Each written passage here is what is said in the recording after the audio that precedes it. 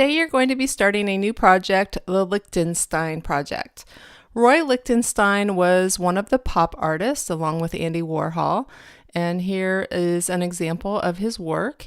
He did these comic book style compositions, and they always had these dots, mostly for the skin, but you can see the dots appear in other areas of the composition as well. If you've ever seen one of these artworks in person, they're very large. They take up the whole side of a wall. And he actually hand painted each one of those dots. So this is the style that we'll be creating. You'll notice that if you take all the color away and just look at the black lines, the outlines, they're very bold. So we're going to be creating something like that. So let's go ahead and look at one of the Lichtenstein compositions that I created. This was a self-portrait. You may have seen this. I think it's on my YouTube channel. It may be hanging in the classroom, and it's probably on my MyConnect page somewhere. But this is what I created. So it has the dots, it has the bold black outlines. We're going to put a star in the background, and it also has a speech bubble. And so you're going to have a speech bubble that says something, so whatever you want it to say. The first thing you want to do is choose an image. This can be a self-portrait, by the way, which is what I used with my original one. And the quality on this is not important. So I'm going to do this this random girl. I found this on a royalty-free site. I think I typed in surprised woman and she popped up. It could be a celebrity, self-portrait, someone you know. And then I want to just look at my original trace image in Illustrator. If I turn off the trace, you can see the poor quality of that image. And I think this was taken with the computer or an iPad, something that didn't have good quality. And it doesn't matter because you're just going to be using it to make this trace, and then that original image is going to go away. And so it's not going to be a part of your final composition. So where the quality usually matters on most of our projects, in this instant, we just need to be able to see the image well enough so that we can trace the lines where everything goes. All right, so find an image that you want to use and start in Photoshop. I think we'll start in Photoshop and we'll crop it in Photoshop. I think that'll be easier since we're more comfortable with Photoshop, but we will be doing that trace step in Illustrator. We're going to set this to 11 inches by 17 inches with a resolution of 300. Now, if you want to switch it and make it landscape, I'm okay with that. It just depends on what you have and what you're doing. But when you crop it, don't show too much of the person because we want this to be a portrait, not a full body shot. It's just going to be more difficult for you how much you leave down here. It's going to be more difficult with your trace step. So I'm actually going to crop in a little bit more on her. Maybe something like that. You do want to leave some space at the top because remember, we're going to have that star and we're also going to have a speech bubble. So your person is going to be saying something. So I think this works for me. Gives me enough space. Don't worry about what's going on in the background here. That's going to be irrelevant. So if we go back to this, so you can see I do have some space over here. It could be on the other side, but you do want space for the star and for the speech bubble. Okay, once you have that set, I will go ahead and do a file, save as, and I will call this Lichtenstein trace, and this will be my trace file, and then save that into your folder. And then you're going to go into your folder,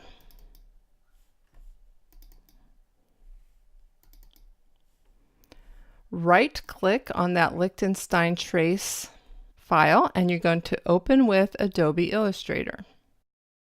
Okay, so now when I open this, I'm going to zoom out a little bit.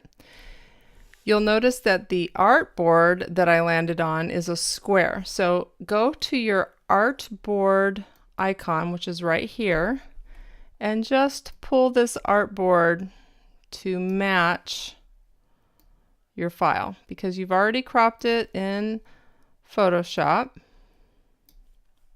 So we know it's the size that we want it to be. All right, so go ahead and do that. And then you want to open your layers panel. I don't see my layers panel icon over here, so I'm going to, oh, it's actually open. It's right here. But if you don't see your layers panel anywhere, you can go to Window, remember, and get any of the panels. All right, now the layers in Illustrator work a little bit differently than the layers in Photoshop, and you will get used to that. But I'm going to rename this to image, and I'm going to lock that because we don't really need to do anything on that layer. Then I'm going to add a layer, and I'm going to name that trace. Now on my image layer, I'm going to unlock it for a second. I'm going to grab it. If you notice your top two tools, you have your selection tool and your direct selection tool. Remember, direct selection, just like in Photoshop when you're working with the pen tool, that allows you to adjust your vector paths and points. The selection tool will just select, and I think you used that in the last project. So I'm just clicking on my image and I'm selecting it, and I want to go to transparency, and this is the icon for transparency right here. And again, if you don't see that, go to Window, Transparency, and I want to just lower this a little bit, not too much. I want to be able to see it, but I want to see those black bold lines that I'm creating on my trace layer. Okay, so go ahead and relock that and go to my trace layer.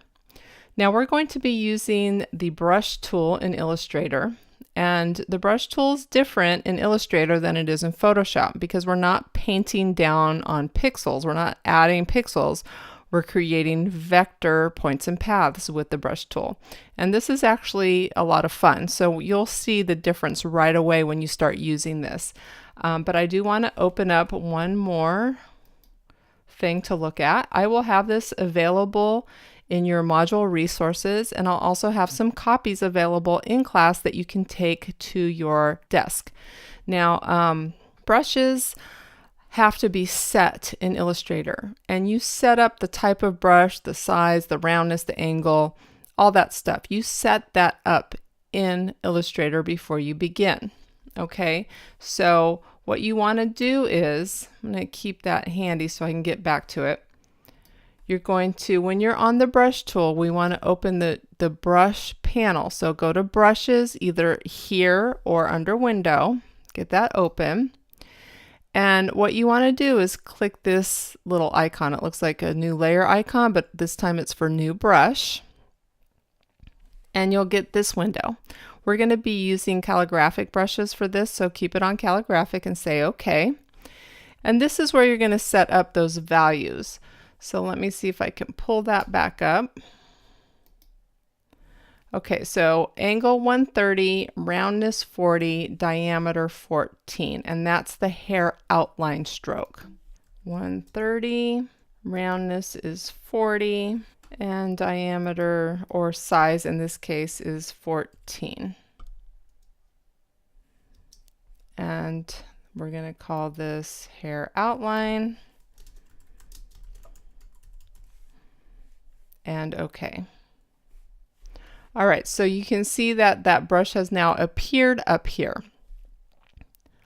Also, one little word about this.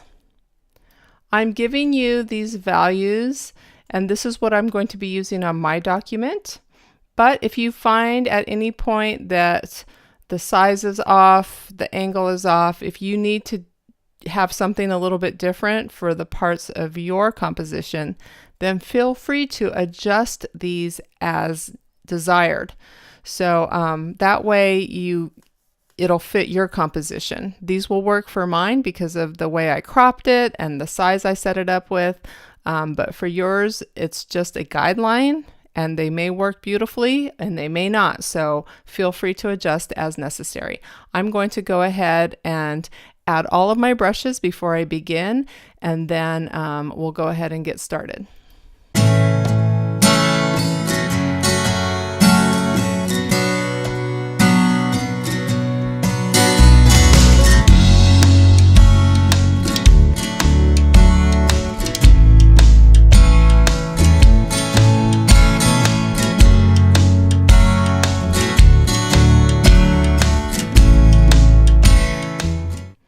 Okay, now that I have all my brushes set, I'm going to go ahead and start tracing. While on the paintbrush tool, I'm going to go to the hair outline, and I'm just going to outline her hair. Okay, so you'll notice that I'm on a white stroke, so I want to go to no stroke, and I want to go to a black color, which I guess I will need to do over here.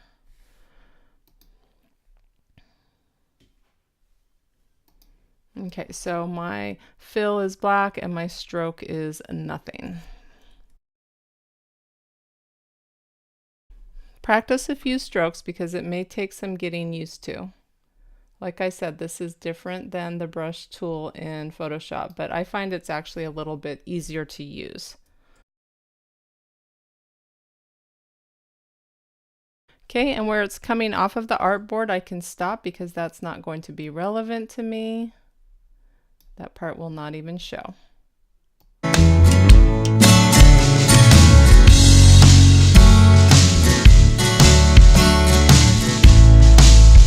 Okay, so I took that hair outline stroke off of this area right here next to her face, and I'm going to go into the hair inside stroke because it's a little bit smaller, and I think I need that around her face here because it's pretty detailed and I don't want to lose the edge of her face here. So I'm going to just redo that stroke right there. Okay, and then I'm first going to use the hair outline to put in some bold lines inside of her hair area, and then I'll go back and add some kind of thinner lines.